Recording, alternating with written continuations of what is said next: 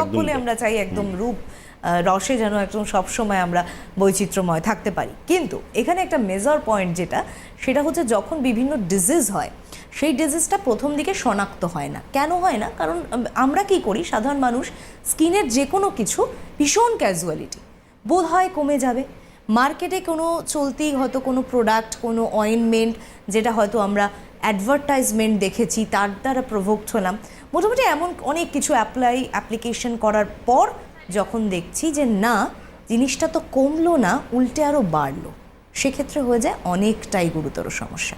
আসবো স্যার। আপনি শুনুন, প্রথম যেটা হলো স্কিন কি এটা মানে চর্ম সারাটা দেহকে আবৃত করে, মানে বাইরে থেকে পুরো মাথা থেকে পায়ের নখ পর্যন্ত পুরো দেহটাকে প্রথমে স্কিন দিয়ে থাকে, তারপরে মাসেল, তারপরে বোনস, এইভাবে একটা সিস্টেমের মধ্যে থাকে। আর স্কিনটা কি শরীরের কুলিংয়ে কাজ করে, এটা হলো কুলিং সিস্টেম। মানে বাইরে ধরুন ভীষণ টেম্পারেচার হয়ে গেছে, শরীরের মধ্যে যে ঘামটা মানে ওই বিভিন্ন অর্গানসগুলোকে গার্ড করে এবং তার সেইগুলোকে রক্ষা করার জন্য স্কিনের একটা খুব গুরুত্বপূর্ণ ভাইটাল কাজ আর কি। আর কি আছে, স্কিনের বিভিন্ন রকম রোগ হয়। আপনি বললেন যে এরকম অজস্র রোগ, মানে আগে অনেকগুলো রোগ ছিল, যেমন সোরিয়াসিস, সেটা কি হয়, আঁশের মতো স্কেল হয়, মানে সারা গায়ে চাকা চাকা দাগ হয়, প্রথমে কনুই থেকে শুরু হয়, তারপরে ক্রমশ সারা শরীর হয়, আবৃত হয়।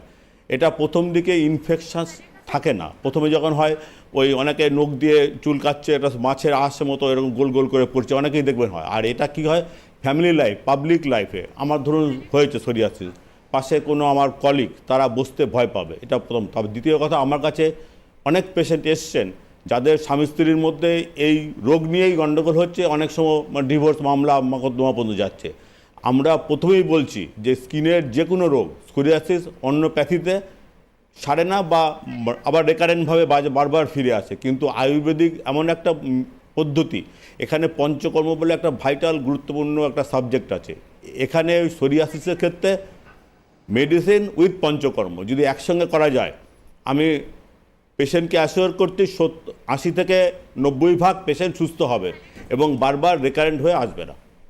একদম। আর তার জন্যই কিন্তু আপনারা বিভিন্ন সময়ে যোগাযোগ করেছেন, এসেছেন, দেখিয়েছেন।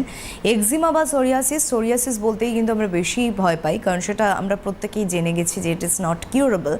ভালো থাকা যায়, এই যে স্যার বললেন 75 to 80% বা তারও অধিক সংখ্যা মাত্র